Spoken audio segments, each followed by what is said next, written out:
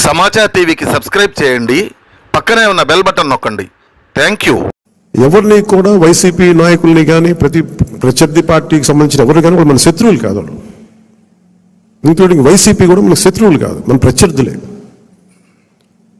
రాజకీయ పార్టీ వాళ్ళు మన శత్రువులుగా పరిగణించవచ్చు, నాకు తెలియదు. అలాగే చేశారు వాళ్ళు, కానీ మనం వాళ్ళని శత్రువులుగా పరిగణించట్లేదు. ఈ మెసేజ్ మీరు దయచేసి లోతుగా మీరు అర్థం చేసుకోవాలి. వాళ్ళని పీడించడం కానీ వాళ్ళు చేసిన తప్పులు మనం చేయకూడదు. అలా అని చెప్పి మనం చేతులు కట్టుకొని ఏం లేవు. వాళ్ళు చేసిన తప్పులు ఉంటే చట్టం ప్రకారం మన పివి నరసింహారావు గారు ఉటంకించినట్టుగా మన పిఠాపురం సభలో కూడా చెప్పాను. చట్టం ఏ పనులు చేయాలో పనులు చేసుకెళ్ళిపోతూ ఉంటుంది. కానీ కక్ష సాధింపుగా కూర్చోబెట్టి వాళ్ళని వేధించడం కానీ, సామాజిక మాధ్యమాల్లో నిందించడం కానీ, అలాగే ఎవరిని కూడా వ్యక్తిగత దూషణకి దూరంగా ఉండమని నేను అందరినీ కోరుకుంటా ఉన్నాను. సమాచార్ టీవీకి సబ్స్క్రైబ్ చేయండి, పక్కనే ఉన్న బెల్ బటన్ నొక్కండి. Thank you.